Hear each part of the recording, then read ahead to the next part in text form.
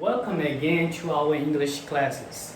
Bem-vindos novamente às nossas aulas de inglês, galera. E vamos dar continuidade sobre o Present Continuous Tense. Lembrando que a gente está aprendendo primeiro a estrutura, tá, básica da forma afirmativa. Eu ainda não estou focando na forma interrogativa e nem negativa, para não complicar, tá, o conhecimento de vocês. Então a gente está fazendo tudo no seu tempo.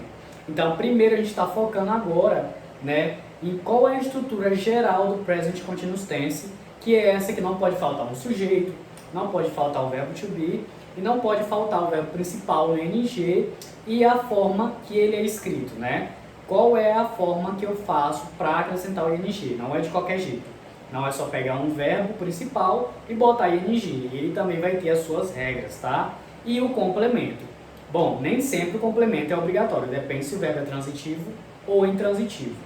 Então, vamos dar continuidade hoje. Hoje também teremos contato com outras frases na forma afirmativa, tá? E a gente vai dar mais vida a esse tempo verbal de uma forma que vocês entendam o quanto é fácil fazê-lo e como vocês são capazes de criar as suas frases, tá, galera? Então, sem mais delongas, eu tenho aqui no quadro algumas frases com imagens também, baseadas nos flashcards que eu tenho aqui comigo.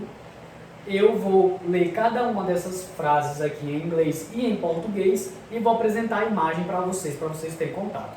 Primeiro, lembra que na nossa aula passada eu disse que ainda havia outra regra da escrita do ing no verbo principal? Bom, essa é a última regra para eu colocar, né, um verbo no ing.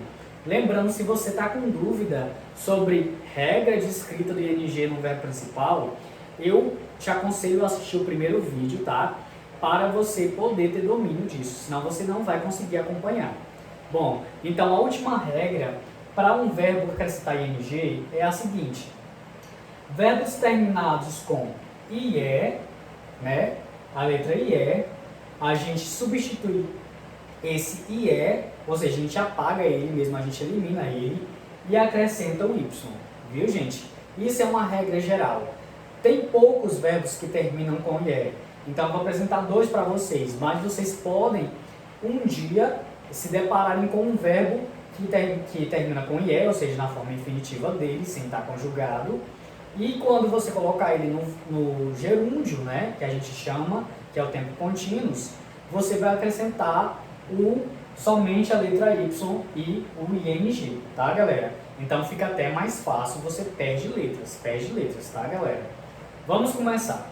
Ó, esse daqui não tem imagem ainda. Ó, temos a frase aqui, ó. Rick is lying on the bed. Rick is lying on the bed. Rick está deitando, né, na cama. O Rick está deitando na cama. Nesse exato momento que eu estou falando, o Rick está indo deitar na sua cama, né? A ação de deitar. Então, o verbo lie, que é só L, I, E, é o verbo deitar. Se eu colocar ele no gerúndio, né, que em inglês é gerund, ele vai perder esse IE e vai acrescentar o Y e depois o ING. Então vai ficar desse jeito, lying, tá? Então é por isso que ele ficou nessa escrita aqui, ou seja, foi alterado algumas letras. O próximo é o verbo die. Eu vou escrever ele aqui no infinitivo. Die é o verbo morrer. Ele, quando eu vou usar ele no gerúndio, num tempo contínuo, eu vou acrescentar o quê? Primeiro eu vou eliminar o IE, como eu aprendi, e vou acrescentar o Y e o ING, porque é um tempo contínuo. Então vai ficar dying. Então a frase é a seguinte: He is dying. Ele está morrendo. Então percebam que dying vai ficar desse jeito, não vai ficar die mais. Eu não vou acrescentar também não pode ficar assim, tá? Essa forma aqui não existe. Então vocês sempre que você vê um verbo que termina com IE, se você colocar ele no gerúndio, você vai remover o IE e vai acrescentar o ING e o Y primeiro. Primeiro você acrescenta o Y e depois o ING normalmente. Bom, essa daí foi a última regra da escrita.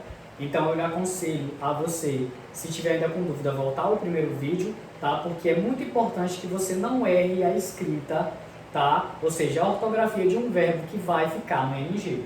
Isso é muito importante. Agora eu vou apresentar para vocês alguns flashcards que tem alusão a essas frases aqui, tá? Bom, a primeira frase é essa daqui. Temos aqui, ó, um baby, né, um bebê, e ele está tomando banho. A frase seria: o bebê está tomando banho. Se a pessoa perguntasse em inglês, what is the baby doing? O que o bebê está fazendo? A pessoa poderia responder, the baby is taking a shower. O bebê está tomando banho. Então, he, o baby é o sujeito, né? Is, o verbo to be conjugado no singular, que é is, como vocês aprenderam. Take é o verbo principal, que é tomar banho. Ele terminou com e, e como vocês aprenderam no vídeo anterior, verbos que terminam com e, para ficar no gerúndio, eu removo o e e acrescento somente o ing. Então, de take vai ficar taking. E aí vai ficar dessa forma aqui. E o complemento, a shower, que não tem verbo aqui é só complemento. Vamos para a próxima. A próxima é essa daqui. Né? Olha só. What is she doing? O que ela está fazendo? What is she doing? O que ela está fazendo? A resposta seria: she is running. She is running. Ela está correndo. She é o sujeito. Is é o verbo to be conjugado no singular, ou seja, ele vai flexionar no sujeito. Run, só run, que é R-U-N, é o verbo correr no infinitivo, né? Percebam que run é o verbo correr sem estar conjugado no ing. Quando eu vou colocar ele no ing, ele vai naquele padrão que eu ensinei para vocês no vídeo passado. Consoante, vogal, consoante. O que acontece? Quando fica nesse padrão, eu dobro a última letra e acrescento ing. Então vai ficar assim, ó, de run vai para running. Consoante, vogal, consoante, dobro a última letra e acrescento ing. Running.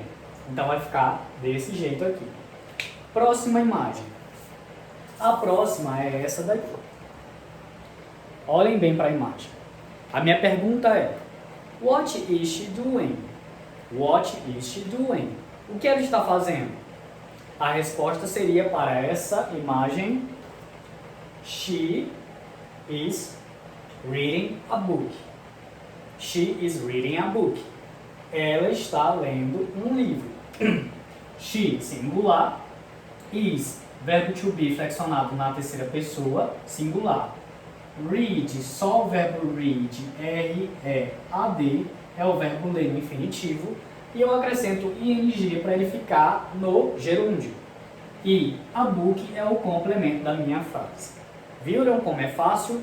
Próximo exemplo. Outra imagem. What are they doing? What are they doing? O que eles estão fazendo? What are they doing? Resposta: they are playing. Eles estão brincando. Percebam aí então que they é plural, porque é mais de uma pessoa, são várias crianças, né? E are é o verbo to be no, conjugado no plural, flexionado no sujeito, they, eles, vai ficar are. Play, só o verbo play, P-L-A-Y, é o verbo brincar no infinitivo. Eu acrescentei ing para ficar no gerúndio, playing. Lembrando que o G não é pronunciado. Vamos para a próxima imagem. A próxima é essa daqui. What are they doing? What are the kids doing? O que eles estão fazendo? O que as crianças estão fazendo? Bom, certamente, como resposta, a gente tem essa daqui. Ó, o que nós estamos fazendo? What are we doing? Vamos fingir que eu sou uma dessas crianças aqui, né?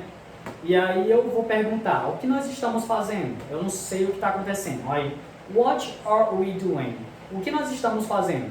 Como resposta, we are singing. We are singing. Nós estamos cantando. We, plural, né? Are é o verbo to be conjugado no plural flexionado nesse sujeito. E sing, sem o ing é o verbo cantar, S-I-N-G. E eu acrescentei ing para ele ficar no gerúndio, singing. De sing vai para singing. Então é muito fácil dominar isso. Próxima frase é com essa imagem aqui. What is she doing? What is she doing?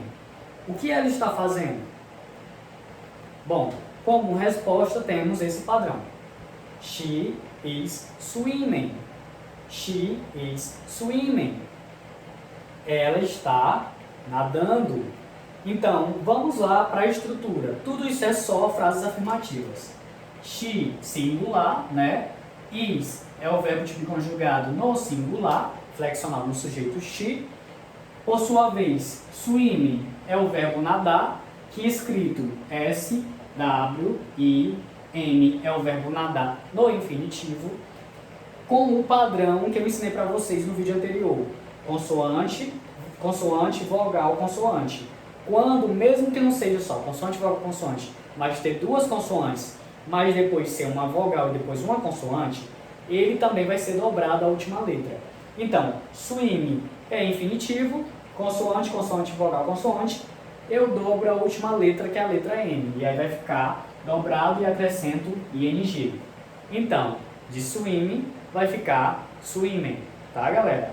Então, percebam que vai ficar nessa estrutura aqui o verbo, swimming.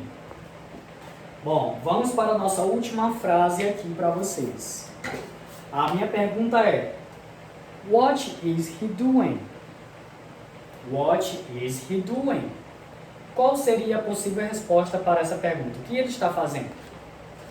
Resposta: He is cycling. He is cycling. Ele está andando de bicicleta. He is cycling. Estrutura: He, ele no singular. Is, o verbo flexionado no singular, que é is. Cycle é o verbo andar de bicicleta, né? Que ele é escrito C-Y-C-L-E. Já que o verbo terminou com E, como vocês já sabem, que eu já ensinei na estrutura para verbos que vão ficar com ing, eu removo o E e acrescento ing. Então vai ficar cycling, viu, galera? Essa regra é geral. Verbos que terminam com E, quando ficarem no ing, será removido o E e acrescentado ing. Sempre, viu? Então vai ficar he is cycling. Viram como é muito fácil, muito prático, né, para você transformar uma frase, né, que está aí na afirmativa e você dominar. Você tem que ter conhecimento de uma coisa. Você tem que saber quem é o sujeito, tá? Que é o mais importante para depois você saber qual vai ser a flexão do verbo to be. Se é is para o singular, se é para o plural, ou se é o IM, que é a exclusividade do I, que, como eu falei, é o eu, que é escrito em letra maiúscula, tá? E depois você tem que saber qual é o verbo principal, para depois botar ele no ing. O complemento vai depender se o verbo é transitivo ou intransitivo, tá, galera? Então, esse daí, tá, foram os macetes para você transformar uma frase, né, no present continuous tense na afirmativa. Lembrando que a aula de hoje só foi sobre frases afirmativas. Na aula que vem, a gente vai focar agora na forma negativa e interrogativa, e eu também vou dar a frase afirmativa junto para ter um contraste. Mas a gente vai focar agora depois nessas formas negativa e interrogativa. Hoje só foi para a gente realmente saber como é que se faz uma frase assim. Então vai ficar muito mais fácil para vocês transformarem em negativa e interrogativa depois que vocês já aprenderam, né, a afirmativa e a estrutura geral do present continuous tense. Então, galera, eu vejo vocês no Zoom, tá? Lá no nosso Zoom eu quero que vocês me deem exemplos de frases que vocês conhecem, verbos, tá? E eu também vou fazer um desafio lá com vocês, com flashcards, de algumas imagens que eu não mostrei nesse vídeo de agora, tá? Isso na afirmativa. Então olhem lá na descrição e entrem no Zoom, eu aguardo vocês. See you!